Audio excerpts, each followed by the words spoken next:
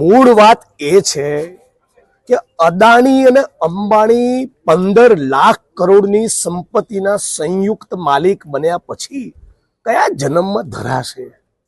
મને એ સવાલ થઈ રહ્યો છે. એક કરોડપતિ, અરબપતિ, ખરબપતિ માણસની ભૂખ, એની પૈસાની વાસના સંતોષાતી કેમ નથી? જ્યારે દ્વારકાના, જામનગરના, ટંકારાના, મોરબીના ખેડૂતો એક સુરે કહે છે, બે અમારી મરજીની વિરુદ્ધ અમારા ખેતરમાં તમારી પૈસાની હવસ માટે લાઈન ના નાખો તો કંપની વાળાએ પ્રોજેક્ટ લઈને ઘેર જતા રહેવાનું હોય. અને કંપની વાળા માનતા ના હોય તો ભારતીય જનતા પાર્ટીની જે સરકાર ગાંધીનગરમાં બેઠી છે એણે અને જિલ્લા કલેક્ટર તંત્રે કંપની વાળાને સીધા કરવાના હોય. આ તો કંપનીના પ્રાઇવેટ માણસો પોલીસને આગળ ધરી પોલીસને ખેડૂત વચ્ચે ટકરાવ પેદા થાય એવું કરે. ખેડૂતોએ રેલીઓ કરવાની, ધરણા કરવાના, અરજીઓ કરવાની, આવેદનપત્રો આપવાના, આજીજીઓ કરવાની, ટ્રેક્ટર રેલી કાઢવાની, હાઈકોર્ટમાં જવાનું, સુપ્રીમ કોર્ટમાં જવાનું. આવી લોકશાહી હોય?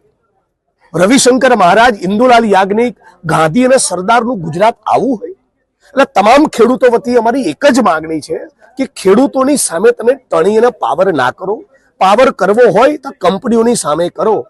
એક ગામની અંદર કલેક્ટરશ્રીની સમક્ષ લોકોએ રજૂઆત કરી કે કંપની વાળા ફૂલ દાદાગીરી કરતા હતા. આ બિલકુલ યોગ્ય નથી. આપણું ગુજરાત આવું ના હોવું જોઈએ.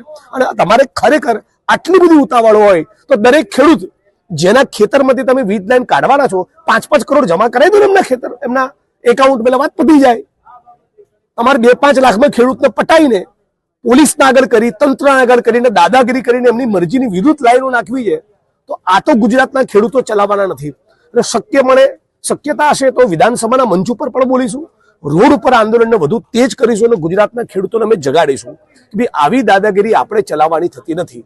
કંપનીઓ તાબડતોબ સુધરી જાય એ ગુજરાતના હિતમાં છે.